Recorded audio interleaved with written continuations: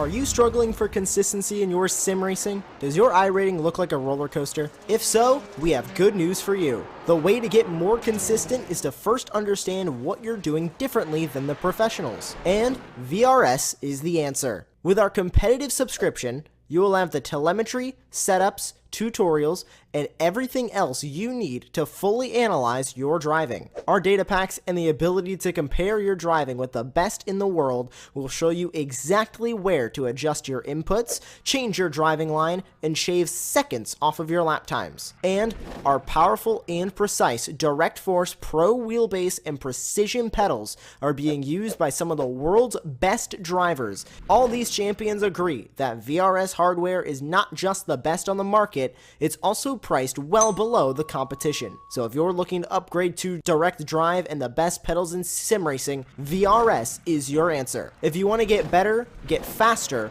and make it happen sooner rather than later, you owe it to yourself to find out why so many people are switching to VRS. You'll be so glad that you did. Visit www.virtualracingschool.com and learn why the best use VRS.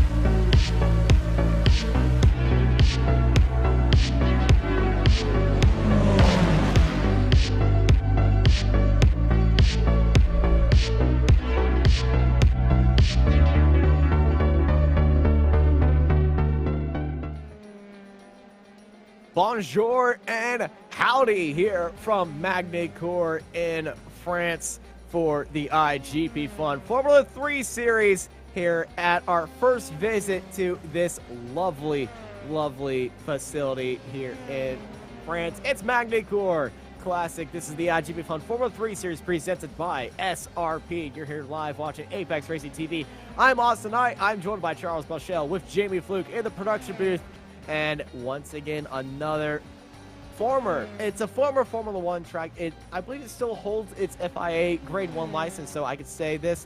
2 weeks in a row, we have gone to a FIA Grade 1 track. Last week, we were at Circuit of the Americas for a Southern motor racing experience while we head over the seas right now towards France for a very European racing experience here at Magny-Cours.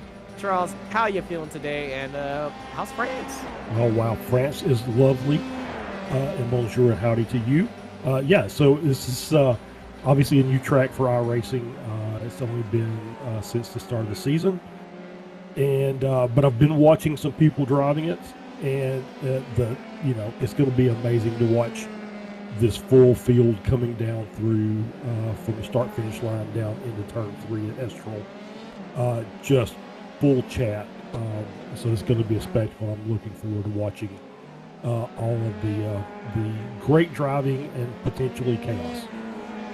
Potentially chaos is right, as we can see some chaos happening right there, as that's Lucas Marut getting a little bit of airborne out of that final chicane. Jamie, our production controller here today, production lead here, has had a few incidents around that final chicane, and we've done a very good track guide when this track came out. So if y'all are interested, you can either see that track guide on its own on the Apex Racing Team channel and TV channel, where it was featured as well on the Into the Apex weekly roundup podcast show.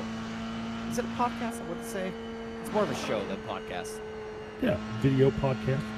And that is filmed at our lovely Apex Racing headquarters, and with all of our simulators and beautiful stage over there in Corby. But yeah, we're here in France here today, and this track is going to be a lot of fun. Special rules for this start: no overtaking until the exit of turn 3 at the end of Estrel, just to make sure that everybody gets through the race start. And honestly, I kind of want to limit that to the hairpin at turn 5, because that turn 5 hairpin at Adelaide is so tightly. So we were looking at Jesper Sandstrom tackle those first few laps. Other big news for this track, turn 9, the 180 hairpin named 180. It's a reducing radius corner, so hitting that corner just rightly and getting the car rotated through there is going to be key to get that exit heading into turn 11. Imola is going to be a site for the stewards. You're going to be trying to keep 2 wheels onto the track before the braking zone into Château d'Eau, or turn 14 right-hander. That's going to be a very tight corner. And then the tightest of all the corners is going to be the turns 15, 16, and 17 chicane. That is... I have no real words to explain how tricky this section is. Yeah, it's a very tight corner. Oh. Racing through here, if you try to go side by side, you have a death wish. If something is wrong with you, please go see a doctor. Yeah, turn 15, almost 90-degree right-hander, and you really try and open that corner up because you want to carry as much speed into that final chicane that takes you back to start-finish. In sports cars, you can really attack these curves, but in single-seaters, as we saw a few laps ago, you're going to get airborne. And yeah, absolutely. You don't want to get airborne in these cars. Maybe on the final lap, go for it. Give us a show. Don't do it on lap 1. Exactly right. Yeah, you don't want to do it on lap 1. Obviously the fastest way through those corners are on the curb, but yeah, these F3 cars are not designed for that. You could probably take a little bit of it, but if you try and take the preferred line through there, you won't last the race. I'm almost guarantee it. Your spine and your suspension will not last the race. Yeah, it's like sure. porpoising, but worse. Yeah, if you go back and look at, say, the W Series at COTA a couple years ago, where okay. Yeah, where the car is almost vertical as you go over this. I don't think these are that bad, but they're not that bad. They're not that bad, as the sausage scripts at SDK Gaming have been removed in those specific corners, thankfully. Yeah. Though I believe the verse stoppers are still there. And the triple hairpin. I love how we just left COTA. We are bringing COTA back up again. I'm loving this day. Not usually you get to talk about Circuit of the Americas outside of Circuit of the Americas, but I'm happy about that. You see that big pop of airtime that Brett Thurman just did to complete his lap. Actually did a pretty good lap. Jumped up into the 21st. Yeah, absolutely. Yeah, that's what we were just talking about. Is you need to take a little bit, but you can't take all of it, unfortunately. Because, like I said, these suspensions are not designed for that. They're not designed for climbing those curbs and getting slammed back down. You know what I want to see here? The Apex Super Truck Series to make a return race here. This seems like a long course for a super truck. Well, the Super Truck Series famously ignores track limits. Oh, well, that makes everything better. Yes, it does. As this is Shaq Williams, not making his debut, but it's the debut of actually saying his name right. Richard Van Veen in the background, spinning out of turn 14, entering that final sector and missing the corner and putting in a little bit of too much mustard. And I'm going to say a little bit. It's an understatement. That's all the mustard. He just opened up the jar and just dumped it right there. Yes, he did. But he didn't hit the wall, so yeah, good on him for that. Pit lane entry is right there. No pit lanes is required for today's race, so we don't have to worry about any pit lane drama entering or exiting the pits, as that is good news for any incidents. Yeah, it's really good news because it's right basically in the racing line. Yes, it's kind of like Montreal in a way where the pit lane entry is right after the braking zone, right. And you kind of seen those situations of people just sending it into the pit lane while everybody else is braking, which in leagues is frowned upon. In open lobbies, you see it all the time, and oh, absolutely. You get the popcorn out when you just see the car ahead of you and say pit entry, and you're in a train of cars. You're just like, I'm just gonna back off and enjoy this. Yeah, for sure. Yeah, it's just one of those. Done that, and we'll keep doing it. Absolutely. Yeah, it's just one of those that, as you said, you're just into the braking for the final chicane. Oh, here's pit entry. I'm gonna go, So luckily we won't have, hopefully we won't have to worry about that unless we have some damaged cars that are limping back, which may make things worse, not better. We got 42 cars out here, the magic number, meaning of life, and everything out on the grid as qualifying is over. So here is your 42-car grid to start off the day. It's Jesper Sandstrom starting up on pole, followed by Victor Barris, Lee Aberdeen, Nicholas Westman, Gavin Petty, Kevin Swebstra, Theodore Bergeson, Pedro Suarez, Lucas Maruk, Tony Jimenez, Clark Williams, Will McIntyre-Jones in 12th place. They're followed by Luca Verani, Andy Flint, Brett Thurman, Potapenko in 16th, followed by Philip Lucas, Irvin Tumakans, Chuck Morrow, Stephen Ridders, Robert Ridgway, Ryan Berry, Christian Glamser, and Marcius Punikas, followed by Zoltan Zolmarner, Edward Amos, Shaq Williams in 27th, Arturo Mayorga, Chase Isaac, Matt Brewer, Reno Scattini, Ben Goyette, Matthew Gracie, Richard Van Veen, Reed Dennis, Dorian Arroyo, followed by John McKenzie, James Carter, Giovanni Saletto, Marcus Otlovs, Jose Arroyo, and Kuji Aito at the back of our 42-car grid. Aito in 42 has not put in a lap time for qualifying. He actually did not even take the track as well. Did not take the track. He was the only one that did not. So 41 cars qualified here, and I'm expecting 41 at least to take the grid here. No overtaking on cars outside of your line.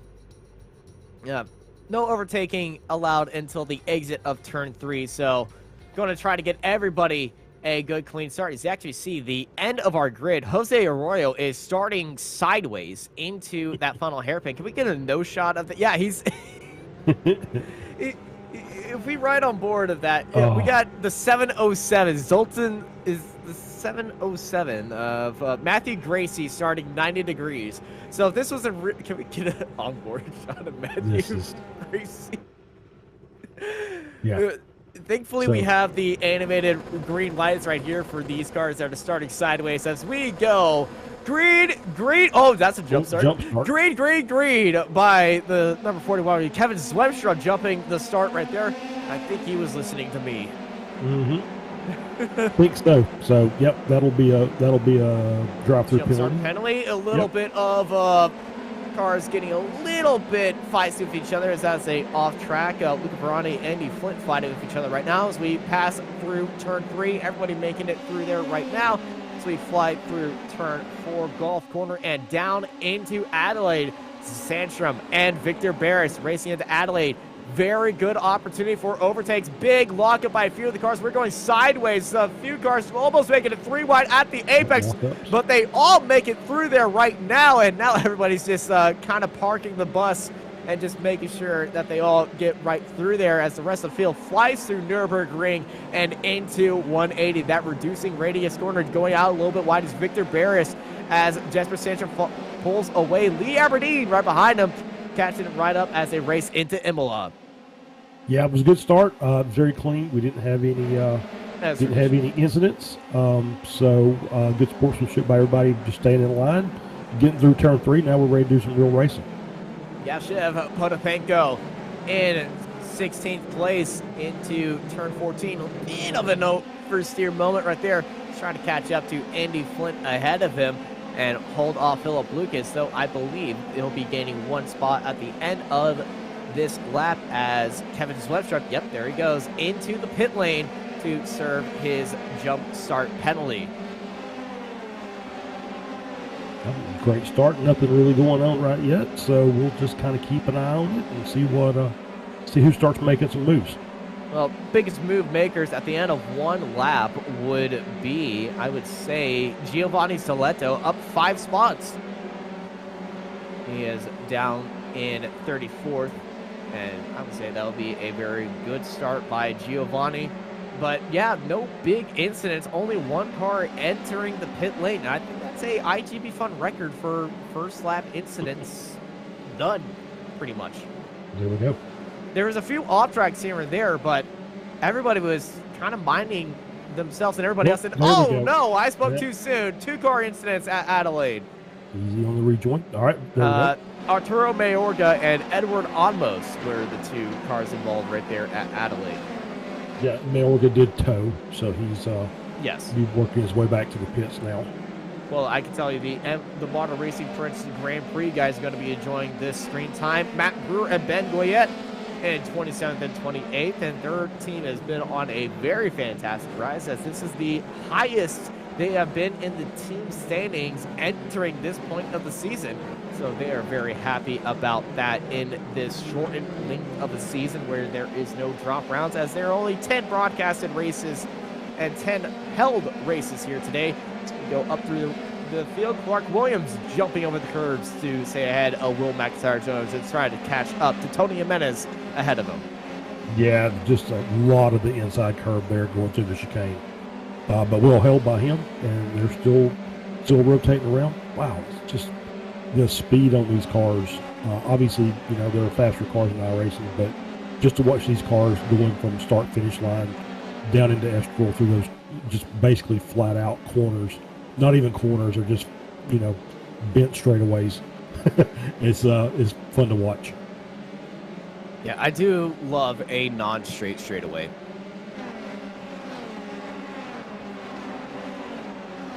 As we got a replay of that incident coming to us right now, by the way, of one Jamie Fluke. And here's what happened to Christian Glamsetter.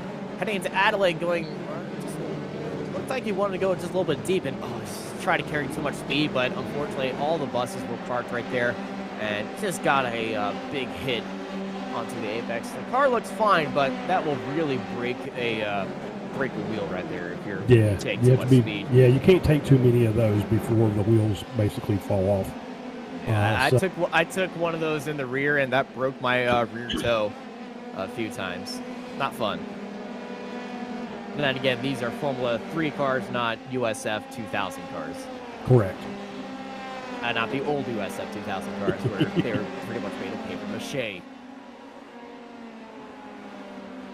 So this is Victor Barris trying to chase down Sandstrom, but Sandstrom once again, just like he did at Circuit of the Americas, walking away from everybody else. Yeah, just absolutely just stretching the gap. He's already out of the draft range. Yeah. 1.8 second lead, so it's just a matter of hitting his marks. Head down, hit your marks, and do everything to the rule book. So this is a good fight heading into Adelaide right now. Philip Lucas and Glamsetter. Lucas around the outside, deep onto the brakes. That is Glamsetter onto the inside of the track, off the eggs. Ooh, getting a little bit of tight, forcing Lucas off the track to use all the exit right there. There's still stop aside Glamsetter leading into Nürburgring. It's going to be a bit of a lift off. They both need the space right there. Lucas trying to hold it onto the inside. It's not happening for him right now as they race into 180. It looks like Marcis Pudikas trying to join the fight at 180. They both go a little bit wide. Pudikas trying to do the switchback heading into that corner, but it's not working out right there. Philip Lucas, oh man, he is hunting down Christian Glamsetter into Imola as they race through that set of corners into turn 14.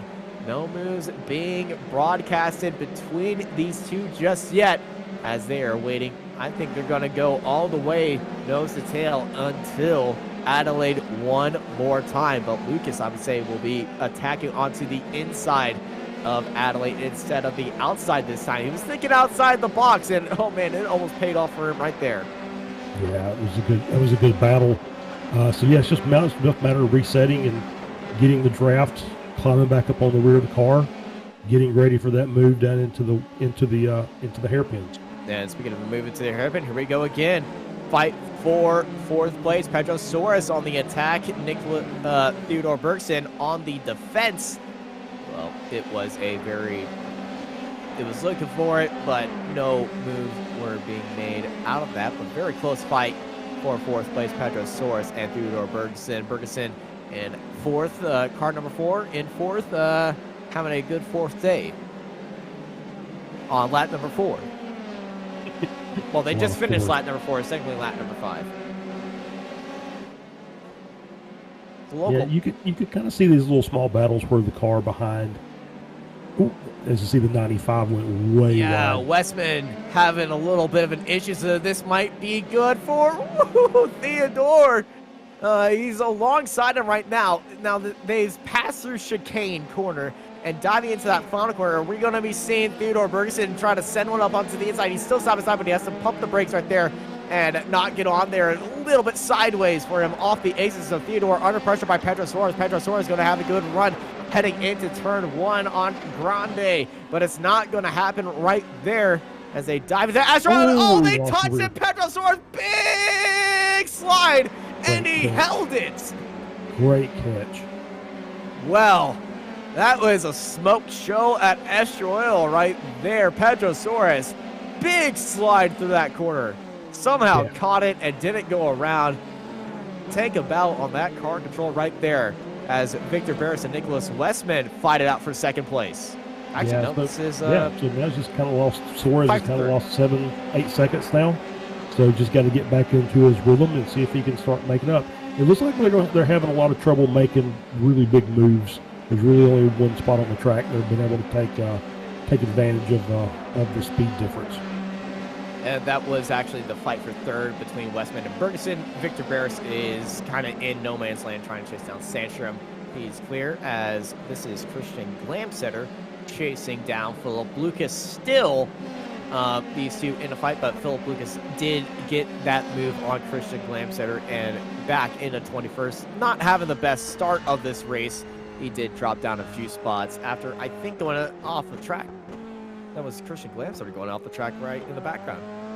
Yeah, it seems like there are a couple of cars having trouble with that corner, just kind of going wide, taking too much speed in there, and just having to bail out of it. And it's a very steep incline, so it's easy to have the car really offset, and the curbs there are also pretty high. The track does have a little leeway with the track limits, but the league rules have said you must keep 2 wheels on the track as you go through there. And I feel like it's kind of catching a little bit of people off as they're trying to carry a lot of speed through there. And it has to run off. It's not like Laguna Seca that we were just at for the SRF Weekend Warriors, where, you know, they have runoff right there. And Tony Jimenez is falling down the field. What has happened to him? That's at Adelaide, and I feel like this might be a tight re-entry to the track right next to the 69 at Brett Thurman. That was very tight, trying to side by side. I feel like that might have been a little bit of a lockup, maybe mixed with a overtaking opportunity. Best way to find out, throw it over to Jamie Fluke, and Jamie is going to show us what happened to Tony Jimenez in that number 11. He's making that overtaking opportunity once again around the outside, deep onto the brakes, and always caught the grass. Yep, just loop the car around. Managed to get it restarted, but obviously that car, you know, at the corner exit, floating all the way out, and it just kind of compromised him a bit on that rejoin. Almost taking the outer circuit, which I believe is available on iRacing, but they disabled the use of it due to an issue. But the outer layout is scanned for iRacing as well, which connects the outer layouts. It pretty much cuts away that entire inside line, and is a pretty tight chicane there as well. So Magny-Cours 3 layouts on iRacing. You got the outer, you got the club layout, which is just the Adelaide corners and Imola corners on the inside of the track, and then the Grand Prix layout, which we are on right now. As this is a side-by-side race, Hydro Race Racing Forces teammates having a good fight with each other. Pedro Suarez and Andy Flint's enjoying themselves right now. They're still side-by-side, so get your cameras out right there, team representative. And, ooh, a little bit of a contact in the back. That's Brett Thurman getting a little bit of touch to Andy Flint. And, oh, no! Oh, middle of 180. Just a little bit too much speed, and around goes Andy Flint. Yeah, I was having a really good battle, and I think obviously when you get side-by-side with another car and you're battling like that, slows you down, brings some other cars behind into the mix, and you saw the result. Yeah, it's not a good look right there. That is damage for Andy Flint. He's off the pace. And he's really going to be struggling for pace, and I believe he's got damage at the rear and damage at the front. The front nose looks a little bit bent, so he might be suffering from floor damage, which is something I haven't said about a Formula 3 car here on iRacing in a long time. And here comes to the pits. as we go side by side through turn 1. That's a beautiful view right there. Robert Ridgway ahead of Potapenko and Steven Ritter. Steven Ritters and Potapenko nose to tail with each other through Estoril, as this is Potapenko and that 24 under pressure by Philip Lucas. Lucas, we've seen him make this move on Christian Glamster. Is he going to try to go for a move? He's looking on that inside line into the draft of Robert Ridgway. He's side by side, deep onto the brakes. He has a car right ahead of him, and Potapenko locks up, and we got a crash right behind him. One car was around it. That is Barry. He's just put a little bit of flair on that as he went into a 180-degree spin. Well, that put him right back on, so he didn't actually lose that many spots. I think he just lost one spot for Ryan Barry, and if we could get it on board like that, it would look like a Jim Conant video. Yep, so he's behind the battle in front. He's kind of watching. Oh, man, he went really deep to that corner, locked it up, and then gets back. and 18 at Christian Glam Center is so lucky. So, yeah, I kind of like it. You know, the spins are okay. It's when you're taking out other cars it becomes a problem. But so far, everybody's doing a really good job of managing their cars and not getting involved in other people's mistakes. Yes, it's been a very clean day. Yep. Only 4 cars have gone to the pits, which is really impressive. I know track limits were a big talking point at Circuit of the Americas, and some drivers had to go into the pits at the end of the race with track limit penalties, but the track limits here at Magny-Cours have really been well. This is a move for third. Bergeson sniping that inside line at Adelaide and making it work for him. Nicholas Westman was stuck on the outside, but Theodore Bergeson take a bow on that move. Yeah, textbook. Down the field, Rio Scattini trying to chase down the 707 of Matthew Gracie. Gracie defending that inside line. Scattini going on to the outside, but a little bit too far outside. He got into the grass, and woo, that is a lot of mustard on that entry. He kept that car balanced right there, but man, he was really going for that move just a little bit too far to the left. Caught that grass, and the car became uncontrollable, but he has saved it and kept it going. Looked like that moment where you just catch a little bit of standing water and you hydroplane just for a little bit. Yeah, it's pretty much the same. Ooh, that was Richard Van Veen in the background getting a little bit sideways through 180, and now he's under pressure by Reed Dennis. I didn't really catch that. Just saw the smoke and him sideways on the track. I think he just tried to carry a little bit too much speed through that corner. It's very tricky to get that corner right. Might have caught that inside curb, in which will spin the car around. Yeah, for sure. Only way to make sure is if Jamie brings it up and ask, and you shall receive. Thank you, Jamie. Van Veen really took the inside line at Nürburgring, and he's losing it already through that corner. Yeah. And he got it bogged down and then back on. So no drama whatsoever, really, but a very rusty set of corners for Richard Van Veen. Yeah, he kind of lost his rhythm there in the middle of that set of S's and just basically carried too much speed and lost the rear. It's not the first time we've seen it. Probably won't be the last we've seen it. We'll see it today. Yeah, it's going to be a staple of Magny-Cours for seasons to come.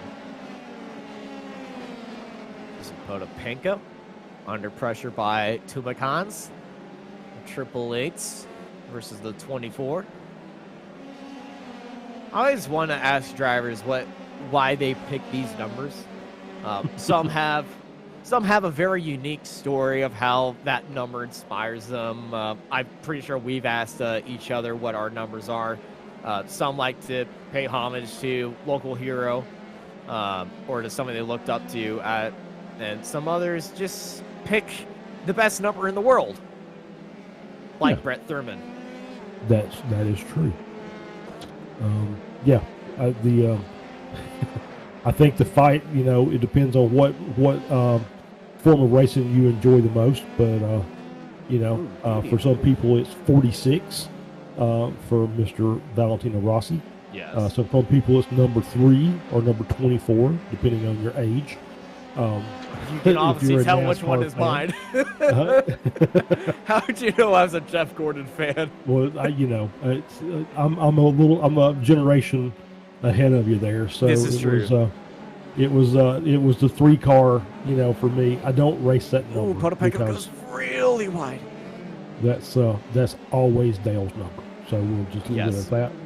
And but yeah, it's it just depends on how you grow up, what you're enjoying, and then some. It could just be okay. I had a random number and I had a really good race with it, and that's what I'm sticking with. Yeah, you like planes? You pick 747 like Absolutely. Zoltan Zomotor. Absolutely. With me, I've raced under 21 multiple times because my area code is 210, and I can't put 3 numbers on a single seater. There you go. Legally. I could take a Sharpie and write a 0 after it. There was a few spins while we were on that little tangent by Shaq Williams. He's leading ahead of the 43 of Case Isaac. Isaac goes down low. Williams is on the outside. And is it? Woo! What's the car behind? Oh, that was that? Just coming in hot. Is that Ben Goyette? I think that wasn't not Ben Goyette. That was a 41. I think it was the 41. Zwemstra. I think it was Zwemstra, yeah. Yeah, Zwemstra got a little spicy on the entry right there. But yeah, if you have an interesting story about the number you race under, put them in the comments. Have a chat about it. I love looking after everybody's preferred number and why they chose that number. Well, speaking of 21. Oh, yeah. I'm not biased at all towards Jesper Sandstrom. Who set the fastest lap on lap 10. And he's been very consistent in the 138s. 138.87, 138.84, 138.06, 138.67, and 138.52. I mean, that is about as consistent as you can get. If you can run it, within a tenth every lap. You're going to be pretty good. And those times that are hovering around that same time frame, and you can really see as he's putting a big gap onto Victor Barris right behind. This is Robert Ridgway putting some pressure on. Robert Ridgway putting pressure on Brett Thurman up ahead of him, and there's Philip Lucas in the background. So 3-car fight for 14th. Yeah, I think we've kind of seen this film before from Sandstrom, maybe last week, where he just gets out front and leaves. And he's finished the race 20 minutes before everybody else. No, I don't say 20 minutes. Well, obviously this hyperbole. Yeah, hyperbole. 20 seconds, more like it. Yeah, it was. I think it was actually. It was 20 seconds. It was pretty dominant. Yeah. This is Philip and Robert. And Philip, well, he loves making this move into Adelaide. And he has his practice, so is he going to have that opportunity once more? They fly through Gulf Corner and down into Adelaide. Ridgway defending onto the inside. Philip takes the opportunity, walks through that open door, took a little bit too much speed in there, and big pop of smoke with that lockup.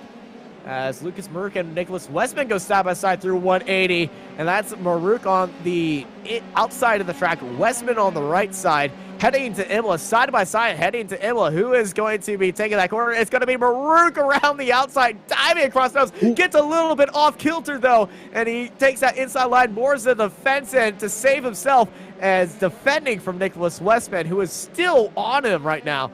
As the Digital Apex driver once again defending onto that inside line. Here comes Westman. Westman backs off, doesn't want to take that attack, heading to this final sector of corners and over that chicane. And that final chicane, well, if you're already toasting on the tires, as you can see, some people have already gone from right side of the track to the left side of the track trying to catch the car. As this is Pedro Soares attacking Luca Verani into turn 1. They go side by side. Yeah, it's just in there, like I said, full speed through there. He just kind of ran out of either grip or toe. Obviously side by side, no toe, but just looked like he had a run and then he pulled out and then it just kind of died on him. Well, he's got a run right now. Pedro Soares onto the inside of Ferrani, and he's cleared up, but he's done too much, and he takes out a few cones as well. Yep, just. I think a lot of people are struggling with the braking on the car, where they're not getting the car stopped, and then once you put steering and input to it, just causes that inner front to lock up. It's such a tight hairpin that most of the drivers they're practice. Oh, this is 3 wide. I'm just going to enjoy this one right here. 3 wide into the hairpin. You got Matt Brewer onto the inside, but around the outside of all the cars, Zoltan Zomotor. Matthew Gracie actually making the move. Zoltan Zomotor in the 747. It was the 707 that made all the moves. Matt Brewer is in the 29. He was clear them as well. It was Richard Van Veen in the MRP car. All over the place. Right now, around goes Matthew Gracie at 180. Had a good run going and just all it takes no, is he's one. damaged. Back left, left wheel is not attached to the car. He has damage. And, well, that spin looks more like an incident, so we're going to take a look at that again between Matt Gracie at 180. Watch that back left wheel. He spins, and, he then gets tapped by the MRP car. Yeah. Lightest of touches can break a car. Lightest of touches. New fastest lap of the race was just set by Kevin Zwemstra in 22nd place. Ooh. Well, that was a good lap. A good lap. This is Lee Aberdeen, GT Omega team right there through 180, sitting 5th and 6th. They're having a good day together. Good day position-wise. They both actually dropped down 2 spots from their starts. The 999, the 90, and the 95. As they race it into turn 14. And I don't know if you do a lot of team racing on iRacing, if you enter sessions with your teammates, as something has happened between multiple drivers at 180, as this is Chuck Morrow. I think Matthew Gracie, Ryan Berry, and Chuck Moreau have had an incident all with each other. So I want to take a look at this. And, contact up ahead, and Chuck kind of caught out by it all and actually takes a little bit of a damage. So it's actually 2 different cars that we're looking at. There's Ryan Berry, and Ryan Berry got into contact with, who would that be?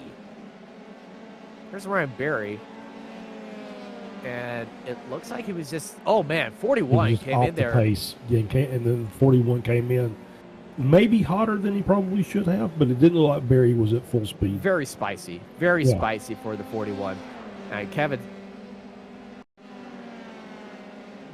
And this has happened again. There's the 47, Ryan Berry again. Is this the same lap? As he goes side by side into Adelaide. No. No. Oh. Well, that would explain it. Yep, that would explain it. And that was Chuck Morrow.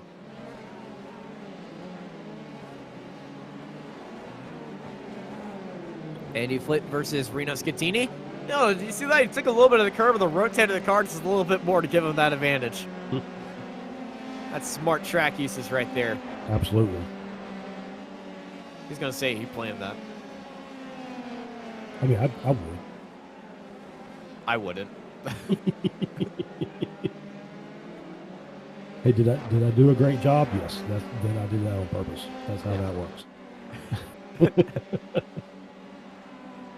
Unfortunately, I'm mostly truthful with my racing accidents. It's like, yeah, I'm playing that. Yep. You know deep down, it's like you just got lucky at ties. But knowing some of these top guys, Jamie will always say he does everything and he planned it like that, which he does. Well, yeah. He has the power to meet me, by the way, so that's why I'm saying it. I mean, I'll say that, but the guys that race with me all the time know that I'm talking crap most of the time. So because I'll take lucky over good most days.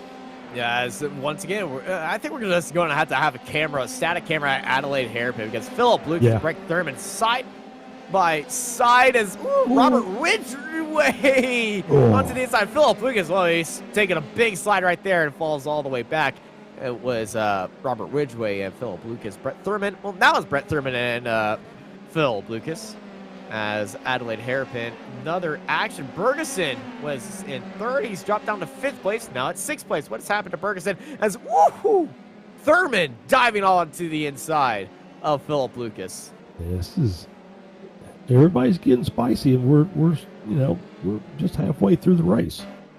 I don't know any French spices, so I'm going to have to Google that. This is Theodore Bergeson at turn 14, number 4, and big slide and a lockup right there. He gets into the grass, and he goes from 3rd place all the way down to 7th. There's a big train of cars that he rejoined next to. Yeah, as you would say, a little too much mustard on that one. So Yes. I'm going to have to look up French spices now. Dijon mustard. Good point. As that's McIntyre Jones. I thought I heard a car off at Adelaide, and it was. This is out on the very left of Adelaide, so I think McIntyre Jones caught a bunch of grass, and then I just took the car. This is on board of McIntyre heading through Golf Corner. He's in the draft. He's a little bit farther away. And how much? Ooh. Oh. Okay, so he locked up the brakes, trying to avoid the car ahead of him, and he just turned a little bit left, and the car caught. Yeah. It was a very unique way to see a car end up there. It was. And yeah, it's just, it was one of those that just kind of misjudged the cars in front and had to lock the tires, and that's the result.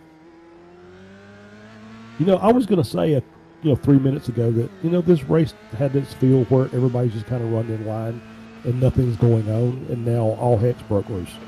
Yes. So.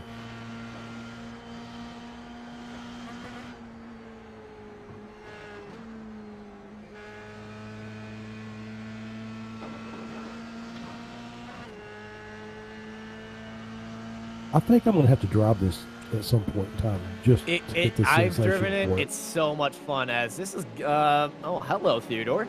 Theodore taking a sneaky move on Gavin Petty right there and making his move, cementing that at Adelaide Hairpin. Yeah, I've driven so many laps of this in the Toyota GR86 as well as the new BMW. I tried to take the W13 around here with no luck at all. Watch Jamie do that. I'm not that skilled. Yeah. And I can tell you, the amount of clean laps I had is a lot less than the actual laps I took. Yeah, I can believe that. Anytime you get a new course, it takes some time to figure out what the car is capable of around the track. So, mistakes will be made. And I think these guys are kind of finding that out too. That you can't do too wide on the outside through a couple of these like Adelaide or something like that. These fast flowing corners, it just doesn't work.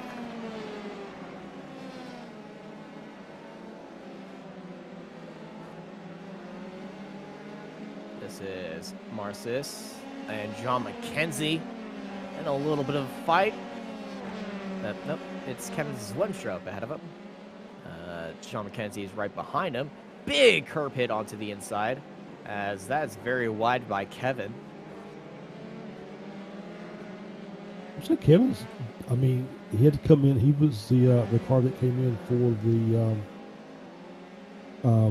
the penalty at the start of the race, right? The false start or jump start.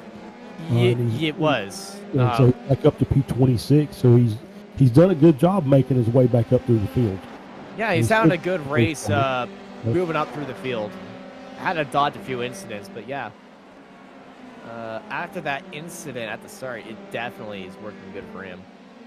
Andy Flint under pressure by Richard Van Veen as Kevin Zwemstra. Well, we said he was having a good race. Just took a trip to the gravel. I have that effect on drivers. I don't know. I don't normally call out individual. Is there a car in the wall there? Yeah, that is Zoltan's Zone Motor finding the apex of the apex of the apex right there. How'd he got up there? Well, I'm glad you asked, because Jamie Fluke is going to show you. This is what happened eventually. And here it is. He's trying to chase up to one of the MRP cars ahead of him. I'm going to guess this is a lock up. And then, he's at the apex. And then he, that's the wrong way. Yeah. No. That is the worst. That's the worst part about this corner. He tried to throttle up, get back there. The curb caught him and kind of like a guide rail pushed him over to the right. And next thing you know, he's going down the wrong side of the track. Yep. Oh, there's another spin.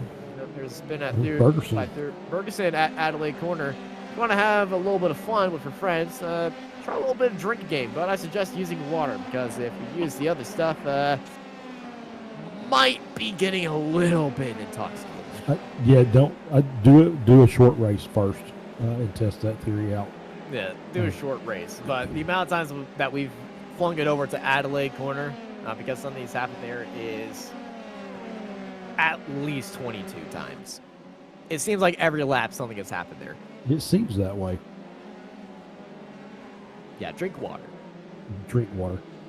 Stay hydrated. Stay hydrated, stay healthy. Stay having fun. Ronnie's had a good race. He's up 6 spots during the race. Yep. Having a good race. A very close fight. So close, it's actually broke our battle box.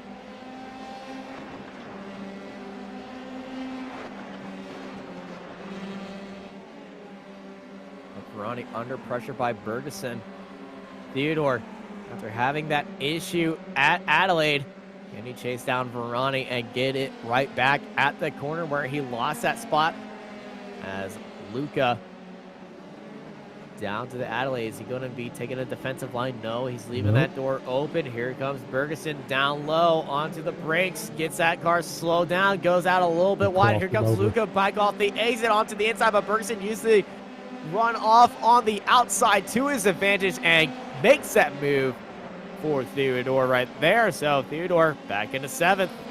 Yeah, it was a good battle. Oh no, up ahead, Nicholas Westman getting into contact right ahead, as that was Gavin Petty making that contact with him, and he's going to have damage for sure. I think he's got a broken car. He's struggling to keep it straight on the track. That was a very hard hit right there. Gavin Petty. Here we go into 180. Just going to try to go. Oh, man. He's very late onto the brakes, onto the exit. Too much speed.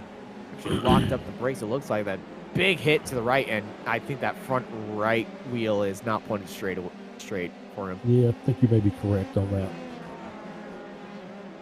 Will not be surprised if he heads into the pits.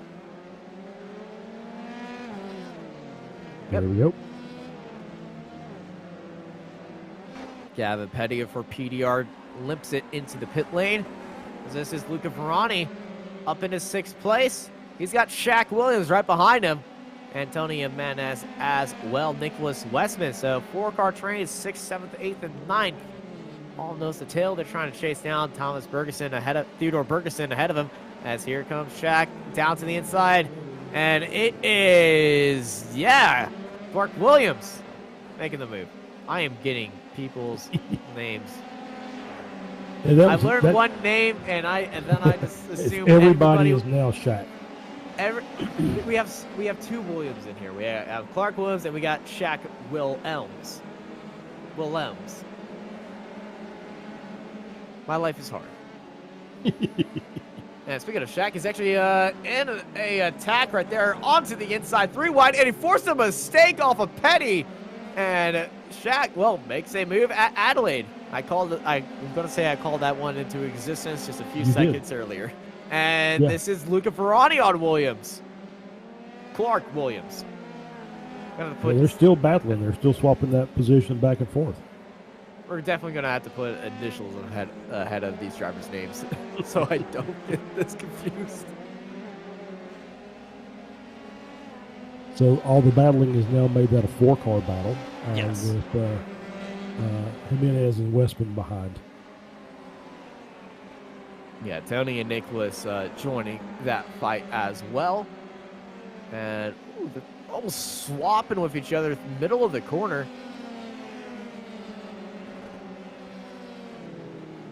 As watch that action at the back of this fight, because here we go. Jimenez and Westman diving in. That's a big lockup by Nicholas, and everybody avoids him. And no, off the exit, overcooked the tires, and he's going to be losing multiple spots right here. And I'm going to say if he wants to get that car back going forward in a faster way, he might even try to attempt a J-turn. But he waits for everybody else. He plays it safe and doesn't do bad ideas that I want people to try. Yeah, very, very smart. Just wait for, to get a gap in the traffic, flick the car around and head back on the way. Don't listen to Austin. Never listen to me. I'm a horrible picker person. Hey, imagine this. Sandstrom set the fastest lap of the race last lap. Yep.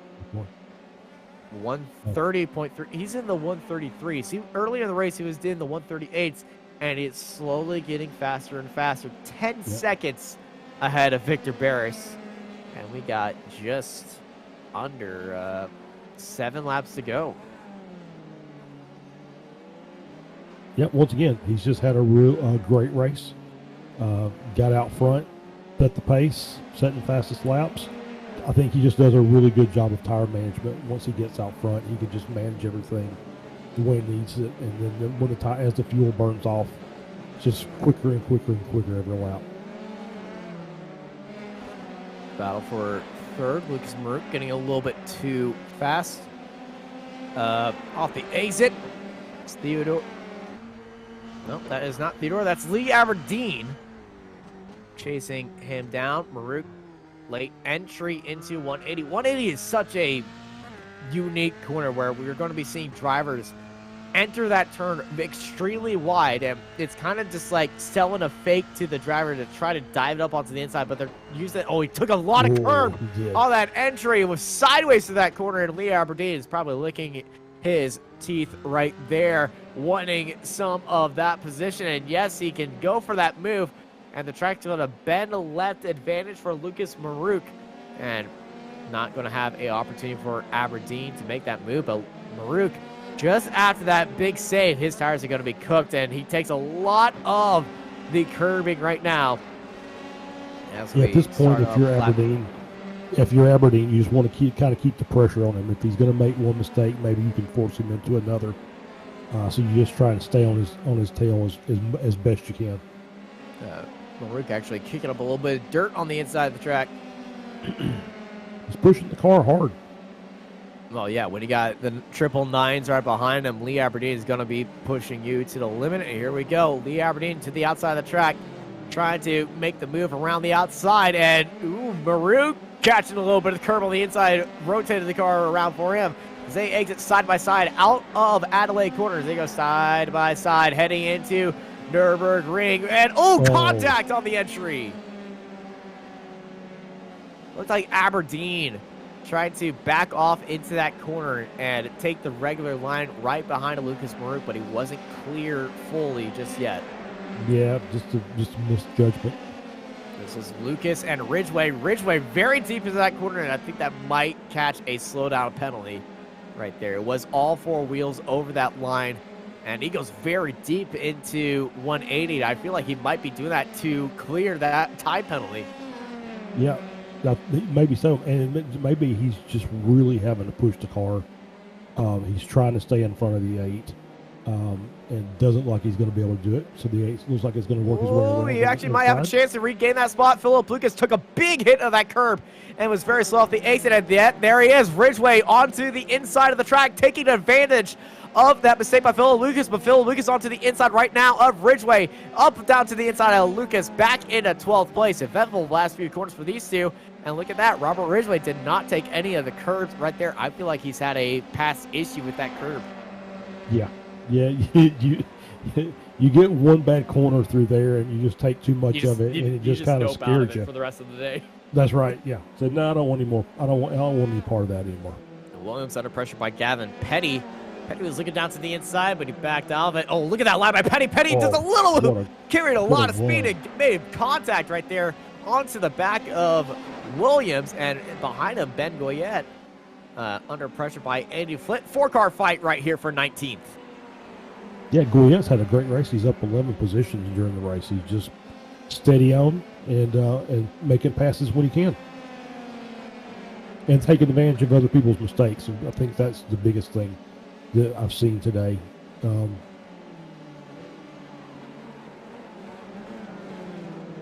identical cars there.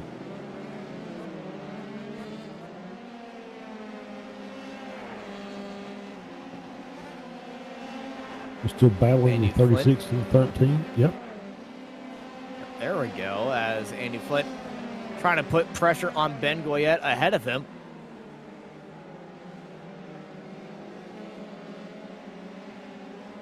But that chaos that we saw at the start of the lap eventually kind of all tethered out right there.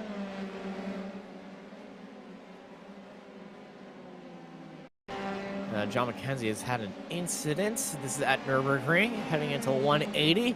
This is going to be one driver taking just a little bit too much speed. Oh, this is a spin throughout the corner. Oh, no. Oh, no. Yeah. Oh, Chuck. Unfortunate right there for both the drivers. But I would say the biggest unfortunate incident would be the 42 John McKenzie throughout that corner. Slow speed, slow rotation, unable to catch that, and then unfortunately T-bone right there. Case Isaac clear of this two-car fight between Shaq Williams and Gavin Petty. Petty getting a better line through Estroil and a better line. He's actually acing that corner side by side with Williams as he is alongside him and gets back into that draft, trying to find that inside line. Yes, he does. There is his two cars fighting for the same bit of tarmac. He actually decides not to go for that move down to the inside and backs out of it, goes back onto the outside of the track, trying to keep that fight between himself and Shaq. And yes, he does. He's still behind him, heading into Nürburgring. Once again, looking down to the inside, trying to force a mistake out of Shaq ahead of him. But Shaq is not turned away right there. And also, we got a three-car fight right behind it between Petty Flint and Ben Goyette and Kevin Zwemstra, as I think, yeah, that was Zwemstra making the move out of 180. Yep, Zwemstra just keeps moving up the field, trying to erase the mistake he made at the beginning. And this fight is going very good with Shaq and Gavin Petty. That these drivers have entered that battle for 19th. And they all work together, which is asking a lot for racing drivers not to fight each other. They could be making that fight really work with them to catch up. And look at how they attack that final curve, as Andy Flint looks very good, but looking very good once again. Shaq and Gavin Petty fighting with each other once again, entering turn 3. Yeah, just still great battles on the track. And it's, they're not really, they're fighting for position and for points, but they're really fighting clean, and they're giving it everything they can give it. Shaq was defending that inside line that entire time, and Gavin took the regular racing line like he wasn't in that draft, and it goes a little bit deep in that corner. And right behind him, they were side by side as Kevin Zwemstra and Andy Flint swap spots of each other. They're getting closer and closer as these two squabble over each other. Now, they're not hard fighting. They're not sideways through each corner, but they're definitely holding each other up. Yeah, I agree with that. Yeah, they're bringing those three cars behind them into the mix, which is always potential for disaster. Pedro Soares has just gone into the pit lane right here. So I think we're going to be seeing what has happened to the 45 entering. Oh, that's a big hit of the curb into Imola. And I'm going to expect a big wall hit right there. Yes, there is. That rear wing is not attached. Very unfortunate day for Pedro Soares. Yeah, he's had a rough day today. He'll be glad. Look at this pace by Petty. Wow. Sorry to talk over you right there, but Gavin Petty had a line through there, and he's looking down to the inside of turn 1. It's just a little bit too far back to challenge it into there, but Gavin Petty, the PDR driver, through that final corner, took a lot of speed through there, and I'm going to have to guarantee he had to back out of there because Kevin Zwemstra is joining the party. Petty onto the outside, open up the door for Zwemstra, but Zwemstra's onto the grass right now. Zwemstra and Petty are side by side, as is Shaq Williams. He's leading that inside line of a three-car train. Petty around to the outside, Zwemstra stuck in the middle with you, and down to the inside, Shaq Williams able to defend right there. He holds all three cars onto the inside of the track, but Petty's onto the outside of the track. They're going to be side by side entering Nürburgring corner as they are side by side through turn 7, and Petty cuts across the track just a little bit. Zwemstra's onto the inside right now, entering 180. He gets him onto the braking zone right there. Now Petty under pressure by Zwemstra, and Andy Flayton's in the background just enjoying the show just like we are. Heck, you can even be taking a little bit of a bite out of popcorn. And Kevin Swepstra, he's finding that inside line, looking for the move, heading to Imla. A little bit of shaking onto the entry, and around goes no. Swepstra. Oh, had a great battle run coming back up through the field. It looked like there was contact there. Kevin Swepstra, he tried to make that move, but that inside line was just covered enough. Shaq Williams got a beautiful view of it, but this is what happened. He's hit that inside curve just like Petrosaurus did, and car over-rotates and into the wall, and that's a lot of damage. He's actually towed into the pits. Yeah, he just said that's probably enough. Just after that. Two laps to go, you get into this hit, you just toss the wheel, have a beer. That's it. If you're of legal drinking age. Correct. White flag is in the air for Jesper Sandstrom, but most of these drivers still have 2 laps to go.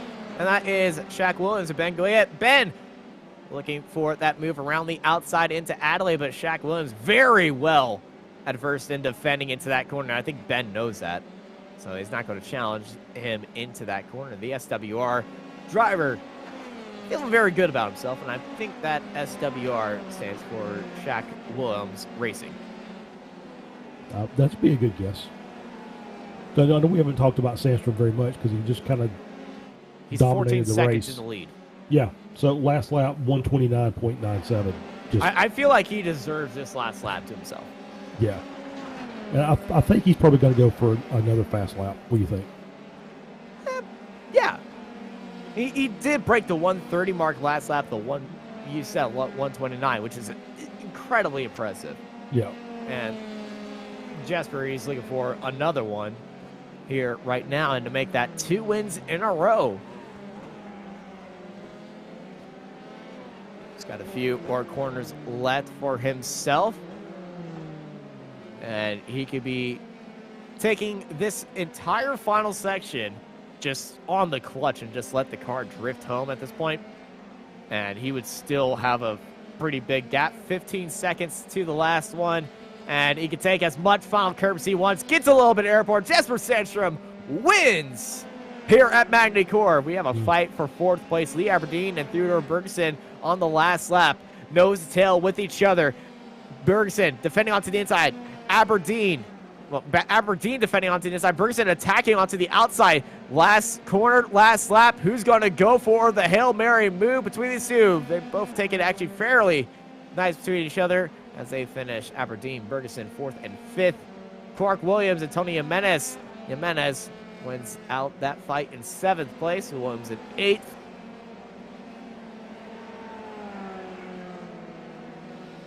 Westman and Potopenko. Westman and Tumakans, actually. Westman attacking Tumakans. Just 7/10 separated between them. He's now put that gap to 4/10 in the final corner, so he's taking 3/10 off in the final corners. Big attempt by Nicholas Westman. Andy Flint leading out this fight. Shaq Williams and Ben Goyette, though, are fighting for 20th right behind him. And there's Ben putting a big work onto the brakes. And 1 corner to go. Is Ben going to try to go for that move? Slack is slow. Ben, he tried to go for the move. It wasn't there for him. Ben Goyette in 21st. Shaq in 20th. Reno Scattini in 22nd. There is Zoltan Zomotor in 23rd.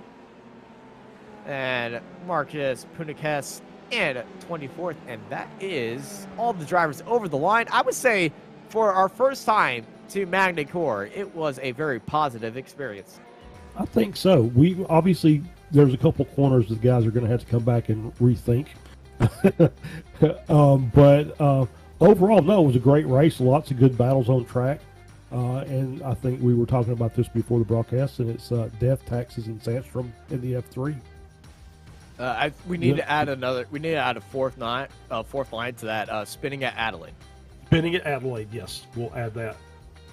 Death Tax is spinning at Adelaide and Jesper Sandstrom in the lead, and which once again, almost we were joking that it was a 20-second gap. He almost did it again with 16 seconds ahead of Victor Barris in 2nd place. So congrats to Jesper Sandstrom. Victor Barris finished behind him, followed by Lucas Berg, Lee Aberdeen, Theodore Bergeson, Luca Verani, Tony Jimenez, Clark Williams, Stephen Ritters, Will McIntyre Jones, Philip Lucas, Robert Ridgway, Brett Thurman, Erwin Tumacans, Nicholas Westman, Potapenko, Case Isaac, and Gavin Petty, your top 18. They're followed by Andy Flint, Shaq Williams, Ben Goya, Rena Scattini, Zoltan Zomer, Marquez Pudicas, Edward Jones, Edward Amos, not Jones, Richard Van Veen, Matt Brewer, and Dorian Arroyo in 28th. They're followed by Chuck Morrow, Jose Arroyo, James Carter, Ryan Berry, Udlovs, John McKenzie, Kevin Zwenstra, Matthew Gracie, Pedro Suarez, and Christian Glamsetter. They're followed by Reed Dennis, Giovanni Stiletto, and Arturo Mayorga at the end of our 41 cars that have started this race. Cucciano registered but did not start. And that is it for us here at Magny-Cours. What a day it has been out there on track. Some drivers a little bit happier than they started. Some drivers already left and looking on to next week. And speaking of next week, we are heading over to Brands Hatch, another Grand Prix track, but a track that everybody knows and loves here on iRacing over at Brands Hatch. It's going to be a lot of fun as we hop over the English channel and get settled over there. Thank you, everybody, for joining us here on Apex Racing TV for another amazing round of the iGPFun Formula 3 Series presented by SRP. I've been joined by Charles Boschel with Jamie Fluke in the production booth, and I'm Austin Knight, and I hope y'all have a good night. Are you struggling for consistency in your sim racing? Does your iRating look like a roller coaster? If so, we have good news for you. The way to get more consistent is to first understand what you're doing differently than the professionals. And VRS is the answer. With our competitive subscription, you will have the telemetry, setups, tutorials, and everything else you need to fully analyze your driving. Our data packs and the ability to compare your driving with the best in the world will show you exactly where to adjust your inputs, change your driving line, and shave seconds off of your lap times. And our powerful and precise Direct Force Pro wheelbase and precision pedals are being used by some of the world's best drivers. All these champions agree that VRS hardware is not just the best on the market, it's also priced well below the competition. So if you're looking to upgrade to direct drive and the best pedals in sim racing, VRS is your answer. If you want to get better, get faster, and make it happen sooner rather than later, you owe it to yourself to find out why so many people are switching to VRS. You'll be so glad that you did. Visit www.virtualracingschool.com and learn why the best use VRS.